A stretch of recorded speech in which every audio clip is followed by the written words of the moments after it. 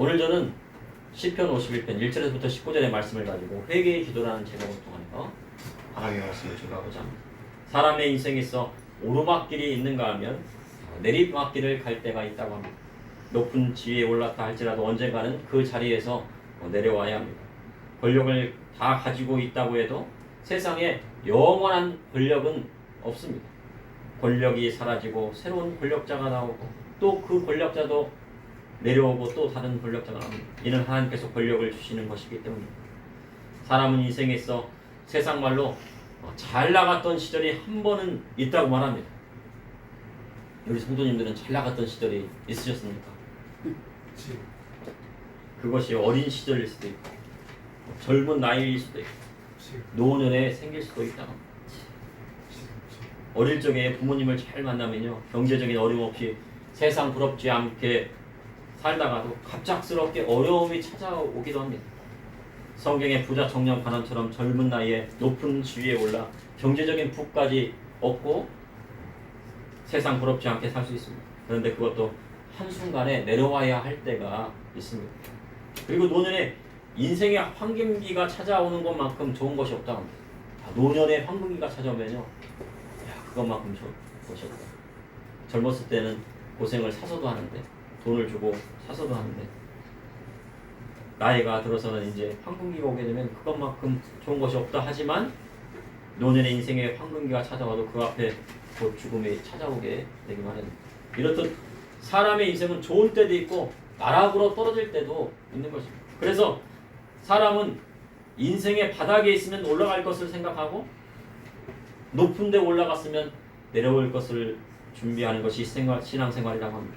그런데 바닥에서 위로 올라가는 인생은요 그 충격이 크지 않지만 높이 올라 있다가 나락으로 꺼져버리면 그만큼 어려운 것입니다. 세상의 연예인들을 보면요 항상 최고의 자리에만 있을 것 같습니다. 막 스포트라이트를 받고 많은 사람들이 열광하고 막 찬사하고 이것이 영원할 것 같아요.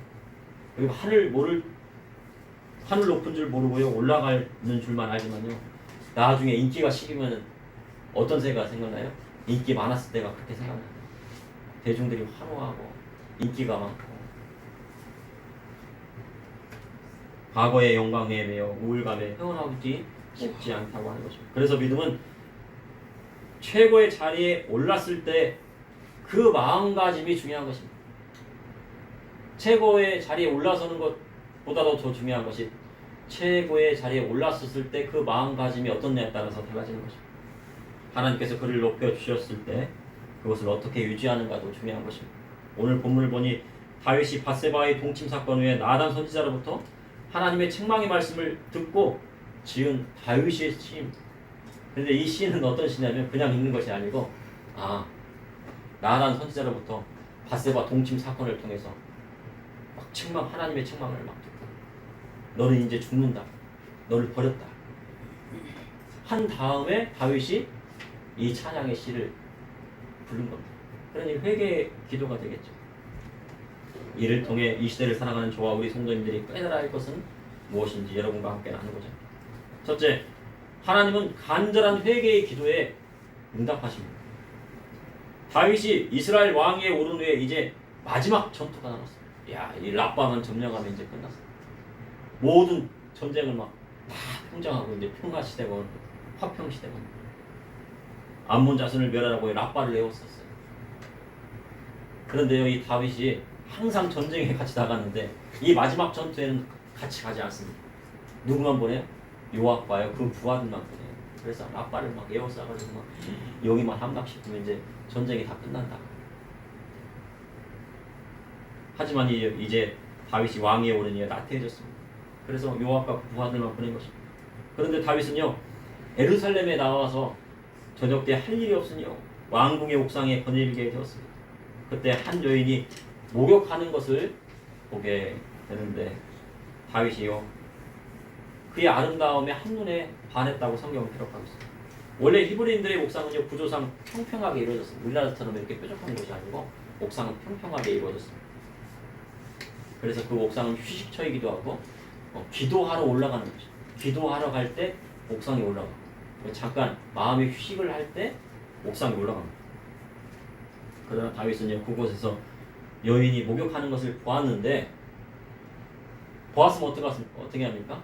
바로 내려가야 되죠. 보지 말아야 되는데 그것을 감상을 하고 있었어요. 사람이 할 일이 없고 한가하면 어떻게 됩니까? 죄 짓기 마련입니다. 딴 생각이 나고 사람이 바쁘면은요 딴 생각이 안 나요. 그런데 한가하고 할 일이 없으면 어떻게 됩니까? 죄 짓기 마련이에요. 그래서 성도들은요 저와 우리 성도님들은 바쁘게 생활을 해. 눈코 뜰 새 없이 야 내 인생은 뭐 일복이 이렇게 타고났나, 일이 끊이지 않는다, 좀 쉴 틈도 없고 막 이렇게 일주일에 한 번씩은 쉬어야 되죠. 안식일에는 싫어하셨습니다. 한 번은 쉬는데 나머지 6일은 어떻게 돼요? 쉴 틈 없이 막 바쁘게 움직여야 죄 짓지 않는 거죠. 그러니까 바쁜 것도 하나님의 뜻입니다. 학생도 마찬가지입니다. 학생이 어떻게 해요? 공부하고요. 공부에 막 집중하려고 하다 보니까 시간이 없을 정도로 바빠야 돼요. 그래야 뭐를 안 짓습니까? 죄를 짓지 않습니다. 다윗의 부하들은 이제 목숨을 내걸고요. 전쟁에 나가 암몬과 싸우고 있는데 다윗은 한가하게 옥상에 올라요. 여인이 목욕하고 있는 것을 보고 있습니다. 계속 지켜봅니다. 그런데 다윗은 보는 것만으로 끝나지 않고 사람을 보내 그 여인이 누구인지 알아보게 하였습니다. 그 여인은 엘리암의 딸이요 햇사람 우리아의 아내 밧세바였습니다. 다윗은 알아보는 것으로 끝나지 않고 그 여인을 또 어떻게 해요? 왕국으로 또 데려옵니다. 그리고 밧세바와 동침하고 합니다. 그런데 그 밧세바가 임신하게 되었습니다. 그럼 그 밧세바가 임신한 것은 하나님의 뜻이었습니까? 다윗은 여러 가지 환난 끝에 왕의 자리에 올랐습니다. 근데 그 길이 결코 순탄하지 않았습니다. 다윗이 왕에 딱 올랐는데 40세에 이제 왕에 올랐는데 진짜 왕에 딱 오른 게 아니에요. 40년간 통치를 하죠. 그런데 7년 6개월 동안은요 헤브론에 있었어요. 지주군족시만 있었어요. 7년 6개월 동안 유다의 왕, 유다 지파의 왕으로만 있었던 겁니다. 그렇게 7년 6개월 동안 있는 동안 하나님께서 어떻게 했습니까? 모든 대적들을요 다 물리쳐 주셨어요. 다윗이 무찌른 것이 아니고 모든 대적들이 어떻게 해요? 서로 싸워가지고 다 허물어지고 마는 겁니다. 그리고 비로소 이스라엘 왕이 됐습니다. 그러나 다윗이 왕에 올라 최고의 자리에 있었지만 밧세바 사건으로 모든 것이 한순간에 무너지고 합니다. 사람이 최고의 자리에 올라서는 것은 아주 어려운 고난과 역경을 이겨내야 하지만 내려오는 것은 한순간의 일이 되고 맙니다. 다윗이 군사령관 요압에게 알려 우리아를요 집으로 보내 밧세바와 잠자리를 함께 하게 하려 하지만 우리아는 왕의 명령을 몇 번이나 거역합니까? 2번이나 거역해요. 너 가가지고 좀 쉬어. 밧세바하고 좀 너 신혼 때니까 밧세바하고 좀 그래 같이 있어. 그런데요 같이 있기를 싫어요. 우리아는 부하들과 같이 잠을 자고요. 그리고 전쟁에 나갈 준비를 하고 있어요. 그러자 어떻게 해도 안 되니까요. 다윗 왕은 요압에게 편지를 썼어요. 싸움이 맹렬할 때 우리아를 최전방에 두었다가 우리아만 남겨두고 뒤로 빠져 그를 죽게 하라 합니다. 그리하여 우리아는 전쟁에서 전사하고 말았습니다. 다윗 왕은 하나님 앞에 범죄했습니다. 그럼 다윗은 무슨 죄를 지었습니까? 십계명의 제6에 살인하지 말라 했는데 살인 교사를 했습니다. 자기가 직접 죽인 것은 아니지만 암몬 자손을 통해 죽게 했고 요압에게 군사령관 요압에게 살인 교사를 시켰습니다. 그리고 제7에 간음하지 말라 하셨는데 우리아의 아내 밧세바를 취함으로 간음하였고 그것을 숨기고자 우리아를 죽였습니다. 그리고 제8에 도둑질하지 말라 했는데 무엇을 도둑질했어요? 바로 암냥, 바로 밧세바 남의 아내를 도둑했어요. 그리고 제9에 내 이웃에게 거짓 증거하지 말라 하셨는데 자기의 죄를 숨기기 위해서 누구를 속였습니까? 우리아를 속였습니다. 그리고 제10에 내 이웃의 집을 탐내지 말라 하셨는데 남의 아내를 탐내는데요. 남의 아내도요. 그냥 아무도 모르는 남의 아내가 아니고 어떤 아내입니까? 자기 부하의 아내를 탐했습니다. 우리아가 죽자 밧세바는 남편이 죽었다는 소식을 듣고 소리내어 울고 다윗은 사람을 보내어 그를 왕궁으로 데려가고 그를 아내로 삼아 그를 통해 아들을 낳았습니다. 그 아들은 솔로몬이 아닙니다. 그렇게 이제 모든 것이 숨겨질 것으로 생각했더니요, 다윗에게 누가 찾아왔습니까? 나단 선지자가 찾아왔습니다. 나단 선지자는 누가 보내셨을까요? 바로요, 야훼 하나님께서 보내셨습니다. 나단 선지자는 귀의 말씀을 통해요, 다윗을 책망합니다. 한 성에 두 사람이 있었는데 하나는 부자였고 하나는 가난한 사람이었어요. 그 부한 사람은 양과 소가 심히 많았어요. 그런데 가난한 사람은 집에 가축이 없어가지고요, 자기 돈을 들여갖고요, 예쁜 아기 암양을 샀습니다. 암양이 얼마나 예쁩니까? 귀엽죠. 아기 때는 막 귀엽잖아요. 그래갖고요, 이 암양을 자기 가족처럼, 자기 자식처럼 먹이고, 그 다음에 뭐 추우면은 따뜻하게 해주고, 심지어는요 같이 잠까지 같이 자. 정말 딸처럼 그냥 키웠습니다. 애주징지 키웠습니다. 그런데요, 부자의 집에 손님 하나가 찾아왔어요. 그래가지고 이 부자가요, 야, 어린 양을 잡아가지고 이 손님을 대접해야겠다. 그래가지고 부자는요, 양과 소가 많은데 가난한 사람의 암양 새끼 하나, 아주 애지중지 키우는 암양 새끼를 빼앗아 갖고요, 그것을 잡아다가 손님을 대접합니다. 어린이 여러분, 이것이 옳은 일입니까? 네. 자기는 막 양과 소가 많은데 하나밖에 없는 양 새끼 하나밖에 없는 그 양을 빼앗아다가요, 잡아갖고 손님을 대접했어요. 그러다요, 다윗이 그 이야기를 듣고 노하였어요. 그래서 다윗은 양심이 있어요. 그래도 왜냐면요, 야, 이것이 불의한 것이고 이것이 잘못되었구나. 왕으로서도 참을 수 없다. 여호와의 살아계심을 두고 맹세하나니 그 일을 행한 그 사람은 마땅히 죽을지라. 죽을 자라 했는데 그 죽을 자가 누굽니까? 이런 일을 행한 그 사람은 4배를 갚아주어야 한다고 말합니다. 그때요, 나단 씨가 당신이 그 사람이라.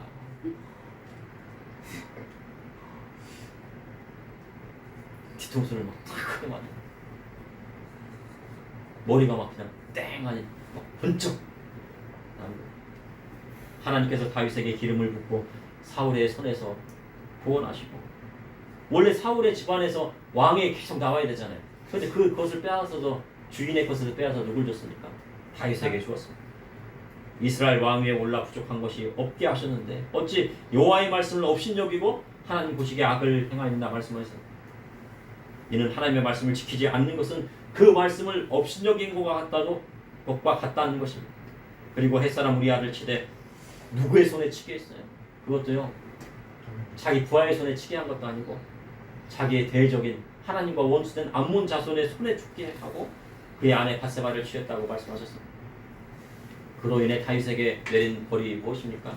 사무엘하 12장 10절에서 12절에 이제 내가 나를 업신여기고 햇사람 우리아의 아내를 빼앗아 내 아내로 삼았은즉 칼이 내 집에서 영원토록 떠나지 아니하리라 하셨고, 여호와께서 또 이와 같이 이르시기를 보라, 내가 너와 내 집에 재앙을 일으키고 내가 내 눈 앞에서 내 아내를 빼앗아 내 이웃들에게 주리니 그 사람들이 내 아내들과 더불어 백주에 동침하리라. 이라는 벌을 주셨습니다. 그러자 다윗은 바로 야훼 하나님 앞에 자신의 죄를 고백하고 자백하고 회개했습니다. 다윗과 사울왕의 차이는 무엇입니까? 사울왕은 자기 죄가 다 드러났을 때 핑계를 막 대잖아요. 회피를 하잖아요. 저는요, 그렇게 된 것이 아니고 이 양이나 염소 가지고요, 하나님 앞에 제사 드리려고 가져오는 거예요. 막 핑계를 대잖아요. 근데 다윗은 어떻습니까? 자기 죄를 딱 인정하고 하나님 잘못했습니다. 그 자리에서 무릎 꿇는 거예요. 다윗은 그것을 인정하고 하나님 앞에 용서를 구했습니다. 그래서 하나님께서 그 누구를 쓰신 거예요? 다윗을 쓰신 거예요. 다윗이 죄 짓지 않은 것이 아니에요. 정말 큰 죄를 써. 아까 말했잖아요. 십계명에서 많은 죄를 졌잖아요. 그죠?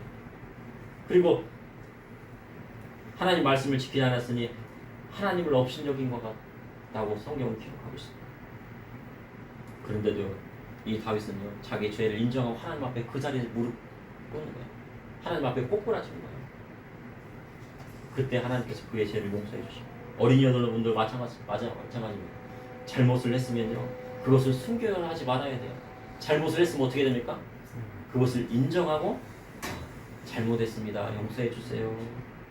부모님께 솔직하고 정직하게 말씀드리고 용서를 구할 때요 하나님께서 그 사람을 크게 쓰시는 거예요. 그것이 정직한 거예요. 다른 것이 정직한 것이 아니고 자기 죄가 있으면 자기 죄를 고백하고 하나님 앞에 그 죄를 용서받기를 위하여 기도할 때 그것이 바로 정직한 것입니다. 다윗은 하나님 앞에 범죄하였지만 자신의 잘못을 뉘우치고 회개의 기도를 올렸습니다. 그 기도가 오늘 시편 51편의 말씀입니다. 그러므로 하나님은 간절한 회개의 기도에 응답하십니다. 둘째, 하나님은 정직한 자의 기도에 응답하십니다. 다윗은 정직하게 하나님 앞에 자신의 죄를 지었음을 인정했습니다. 그리고 즉시 회개했습니다. 또한 죄에 대한 보응을 받아들였습니다. 사무엘하 12장 13절에 14절에 다윗이 나단에게 이르되 내가 여호와께 죄를 범하였느니라. 나단이 다윗에게 말하되 여호와께서도 당신의 죄를 사하였나니 당신은 죽지 아니하려니와 이 일로 말미암아 여호와의 원수가 크게 비방할 거리를 얻게 하였으니 당신이 낳은 아이가 반드시 죽으리이다. 다윗이 하나님 앞에 죄를 인정하자 하나님께서 곧바로 다윗을 용서해 주시고 죽지 않겠다고 하셨습니다. 사람이 죄를 지으면 어떻게 됩니까? 죽게 되었습니다. 사람은요 언젠가는 육신이 죽게 되어 있어요. 그런데 하나님 앞에 죄를 지으면 뭐가 죽습니까? 영이 죽는 거예요. 영적인 죽음이 오는 겁니다. 그런데 육신은 죽어도 괜찮아요. 왜냐하면요 하나님을 믿고 예수님을 믿으면 어떻게 됩니까? 나중에요 그 몸을 살리시기 때문에. 근데 영이 죽으면 어떻게 해요? 둘째 사망에 들어가면 어떻게 됩니까? 그 죽은 영은요 그 영혼은 살릴 수가 없는 거죠. 그러나 하나님 앞에 나아가 죄를 인정하고 예수님의 이름으로 회개하면 죄를 사하여 주시는 것입니다. 그러니까 하나님 앞에 무릎 꿇고 회개하는 것이 중요합니다. 시편 51편 1절에 2절에 하나님이여 주의 인자를 따라 내게 은혜를 베푸시며 주의 많은 긍휼을 따라 내 죄악을 지우소서. 나의 죄악을 말갛게 씻으시며 나의 죄를 깨끗이 제하소서. 다윗은 하나님 앞에 지은 죄를 회개하고 주의 인자하심과 은혜를 구하였습니다. 다윗이 하나님 앞에 죄를 지은 것은 실수한 것이 아닙니다. 사람이 실수할 수도 있지. 다윗도 실수했잖아. 그런데요 다윗은 실수한 것이 아니에요. 다윗이 우리아를 죽인 것은 실수였습니까? 의도적인 것이었습니까? 계획적인 경우였습니까? 계획적이었죠. 실수가 아닙니다. 자신의 죄를 덮기 위해 치밀한 계획 아래 이루어졌어요. 그런데 그 아무도 모를 줄 알았는데요 누구는 아십니까? 하나님은 아세요. 그런데요 하나님 앞에 죄를 지으면 죽게 되는 것입니다. 그리고 아무리 왕이라 할지라도 그 자리에서 내려와야 하는 것입니다. 사울왕은 그래서 내려왔잖아요. 그런데 다윗이 하나님 앞에 회개 기도하자 다윗과 맺은 소금 언약을 잊지 않으셨습니다. 다윗은 자신의 죄를 말갛게 씻어주시고 자신의 죄를 깨끗하게 해달라고 기도했습니다. 다윗이 밧세바 사건을 회개하고 그 뒤로 간음죄를요 다시는 범하지 않았습니다. 요한복음 8장에 간음의 현장에서 잡혀온 여인이 있었습니다. 사람들은 그 여인을 어떻게 해요? 돌로 치라고 했어요. 누구만 잡아왔습니까? 여인만 잡아오고요 돌로 치라. 그러니 우리 주님 죄 없는 자가 먼저 돌로 치라 하시니 사람들이 양심의 찔러 돌을 놓고 다 돌아갑니다. 그리고 예수님께서 여인에게 하신 말씀이 나도 너를 정죄하지 않으니 다시는 죄 짓지 말라 하셨습니다. 다윗은 하나님 앞에 회개하고 다시는 간음의 죄를 짓지 않았습니다. 노년에요 수종들은 아비삭을 드렸습니다. 그렇지만 그와 관계하지 않았다고 성경은 기록하고 있습니다. 다윗은 하나님 앞에 정직한 사람이었습니다. 그러니 그를 쓰신 것입니다. 예수님을 믿는 사람은 앞으로 나라를 세울 수 있는 사람. 야곱도요 하나님을 믿고 압복나루에서 천사와 씨름할 때 이스라엘이라는 나라의 이름을 얻게 되었습니다. 야곱이 어떻게 됩니까? 나중에 이스라엘이 되는데요 근데 이스라엘들이 범죄할 때는 뭐라 그래요? 하나님께서 이 지렁이 같은 야곱아, 그러죠. 말 안 듣고 사기치고 하나님 말씀 행하지 않고 너 고생 좀 해봐라. 그때마다 뭐라고요? 이 벌레 같은 야곱아, 이 지렁이 같은 야곱아. 130년 전에 하나님을 믿지 않고요 우상 숭배하는 민족에게요 선교사들이 왔습니다. 그게 누굽니까? 바로 우리나라예요. 우상 숭배하고요 술 좋아하고. 근데 선교사님들이 어떻게 해요? 하나님 말씀대로 양육하고요 하나님께서 말씀하신 십계명들을 지키게 하고 그리고 그리스도의 복음의 말씀들을 변화시켰어요. 그랬더니 어떻게 됐습니까? 군인이요 8,000명밖에 없었대요. 조선 말기. 그러니 뭐 나라를 지킬 수 있었겠습니까? 근데 지금은 뭐를 만들어요? 비행기면 비행기, 뭐 위성이면 위성을 써, 탱크면 탱크, 잠수함이면 잠수함. 이런 것이 다 무엇 때문입니까? 나라가 세워졌어요. 이승만 박사님이요 예수님을 잘 믿는 사람이에요. 그리고 대한민국 첫 국회 연설에서 기도로 시작한 나라가 바로 우리나라예요. 다윗도요 한낱 다윗의 직업이 뭐였는지 아세요, 어른이 여러분? 목동이었어요. 양치는 목동이었습니다. 근데 하나님께서요 그를 쓰시겠다고 기름 부었어요. 그리고요 아버지 이새의 말째 아들이에요. 아들이 있는지 없는지도 몰라요. 사무엘 선지자가 왔을 때 소개시켜주지도 않았습니다. 그런 아버지의 사랑을 받지 못한 사람이었어요. 그러나 하나님께서 그를 기름 부으시고 그를 왕으로 세우셨어요. 그런데 그가 범죄함으로 다윗의 왕권이 점점 사그라들기 시작합니다. 정말 밧세바 사건 이후에 반란 사건들이 계속 일어나겠는데 다윗이 가장 사랑했던 압살롬, 아들 압살롬마저 반란을 일으켰습니다. 사람이 높은 자리에 올라가는 것도 중요하지만 그 자리에 올라서 그것을 유지하는 것도 중요한 것입니다. 시편 51편의 5절에 내가 죄악 중에서 출생하였으며 어머니가 죄 중에서 나를 잉태하였나이다. 다윗은 자신이 죄악 중에서 출생하였다고 고백합니다. 어떤 학자들은 그로 인해 이세의 사랑, 아버지의 사랑을 받지 못했을 가능성이 있다고 합니다. 그리고 다윗은요 어머니가 죄 중에서 나를 잉태하였다고 스스로 고백을 합니다. 그러니 다윗이요 나단 앞에서 딱 무릎 꿇고 회개할 때 밧세바 사건만을 회개한 것입니까? 아니에요. 어릴 적부터요 필름처럼 싹 지나가. 어렸을 적부터 지었던 모든 죄들이 필름처럼 싹 지나가. 어떤 형제님이요 예수님을 믿고 다 회개하는데요 그냥 코 흘리게부터 막 지었던 죄가 막 그냥 머릿속에서 파노라마처럼 쫙 지나가요. 그 모든 것을 다 회개했다. 다윗이 지금 무슨 회개를 하고 있는 거예요? 바로 어릴 적부터 지었던 모든 죄를 파노라마처럼 싹 지나가면서요 하나님 앞에 회개하는 거예요. 6절에 보소서 주께서 중심이 진실함을 원하시오니 내게 지혜를 은밀히 가르치소서.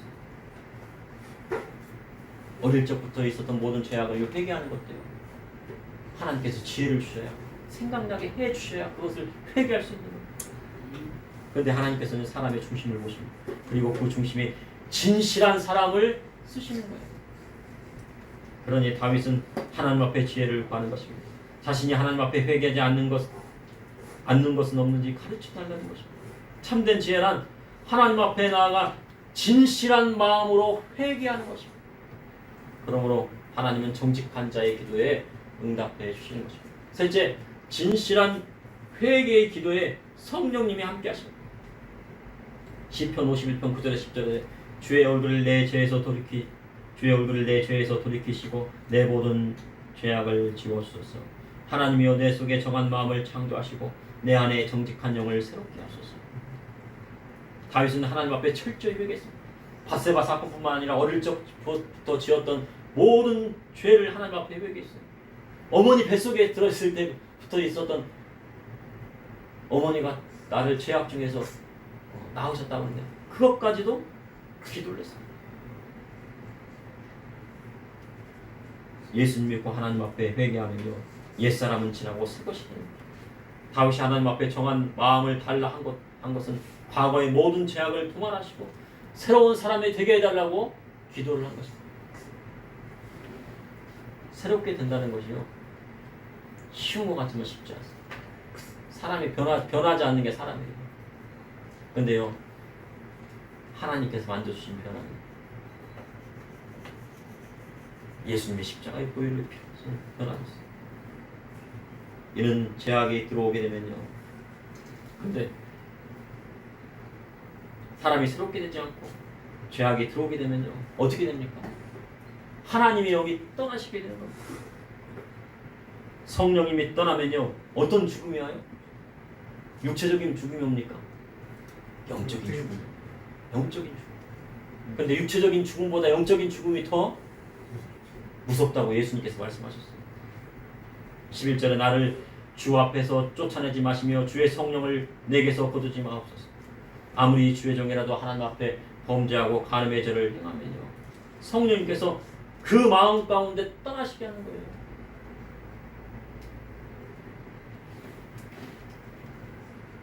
어떤 목사님은 간음의 죄를 행했는데 그것을 회개하지 않았어요. 그러니까 어떻게 돼요? 산소호흡기를 뽑고서라도 회개를 시킵시다. 그런데 그것이 하나님께 살아가시기 때문입니다.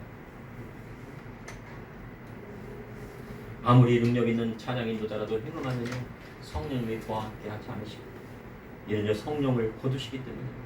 사람이 범죄하였다면요 하나님 말씀으로 다시 돌아와야 돼요. 그렇지 않으면 성령님이 떠나시는 것입니다. 과거에 성령 세례받고 성령 충만함을 받았다 해도 하나님 말씀에서 떠나면요 성령님도 함께 떠나시는 것입니다. 하나님 말씀 안에 살지 않으면서 내 마음에는 하나님이 계셔. 언젠가는 돌아갈 거야. 난 옛날에 성령 체험했어. 난 옛날에 성령 충만했어. 나는 지금 세상에 있지만 언젠가는 돌아갈 거야. 교회도 돈 많이 벌어야 가야지. 돈 많이 벌어서 가면은 하나님께서 헌금 많이 하면 하나님께서 기뻐하실 거야. 하나님께 그런데요. 그렇게 해서 돈 많이 벌어서 하나님께 헌금 바친다고 하나님께 받으시는 분이 아니세요.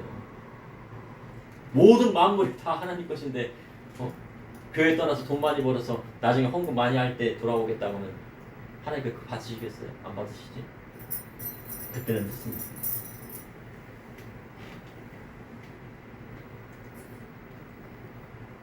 다윗은 나단 선지자를 통해 자신의 잘못이 드러나자 그 즉시 하나님 앞에 회개했어요. 하나님 말씀으로 돌이켰습니다. 그래서 하나님께서 다윗의 심령을 꿰뚫어 보시고 그를 회복시켜 주신 것입니다. 시편 51편 16절에 다 같이 합독하시겠습니다. 시편 51편 16절의 말씀입니다. 주께서는 제사를 기뻐하지 아니하시나니 그렇지 아니하면 내가 드렸을 것이다. 주는 번제를 기뻐하지 아니하시나니 17절의 말씀입니다. 하나님께서 구하시는 제사는 상한 심령이나 하나님이여 상하고 통회하는 마음을 주께서 멸시하지 아니하시니. 다윗은 하나님께서 제사를 기뻐하지 아니하신다고 말씀하셨습니다. 근데 하나님께서는 제사를 드리는 거 기뻐하십니다. 예배 드리는 거 기뻐하십니다. 근데 다윗이 보기에 자기가 드리는 제사는요 하나님께서 기뻐하지 않는다고 말씀을 한 겁니다. 하나님께서는 나단 선지자를 통하여 밧세바를 통해 낳은 아들이 죽게 될 것을 말씀하셨어요. 만약 다윗이 하나님 앞에 제사를 드리면요 그 아들이 죽지 않는다고 하였다고 하면요 아마 하나님 앞에 제사를 드렸을 거예요. 그러나 하나님께서는요 다윗의 제사 받기를 원치 않으셨습니다. 그럼 하나님께서 다윗에게 원하신 것은 무엇입니까? 바로 상한 심령, 통회하는 마음을 찢는 기도. 그런데 바리새인과 서기관들 뭐를 찢었어요? 옷을 찢었잖아요. 마음은 안 찢고 옷만 찢었어요. 행위만 옷만 찢었어요.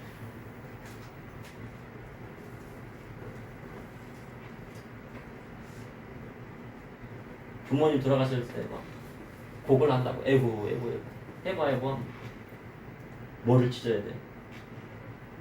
마음으로 아파하고 마음을 찢어야 돼. 그게 진정으로 부모님 앞에 나아가는 그것처럼 하나님께서는 상한 심령이고 통회하는 마음으로 하나님 앞에 드리는 회개의 기도를 말하십니다. 근데 그 기도를 어디에서 드리고 있습니까? 시편 51편에 드리고 있어요. 그런데 많은 사람은요, 시편 51편에 다윗의 시를 그냥 찬양으로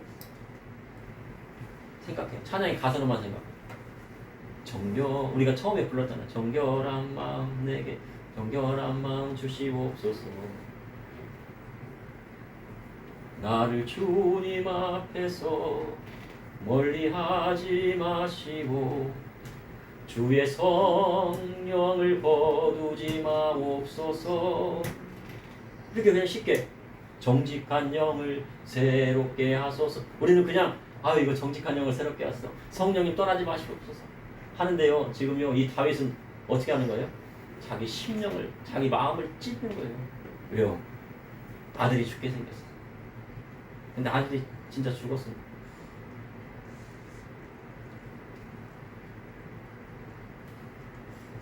다윗의 죄악으로 그의 아들이 죽게 되었음을 나타내는 거죠.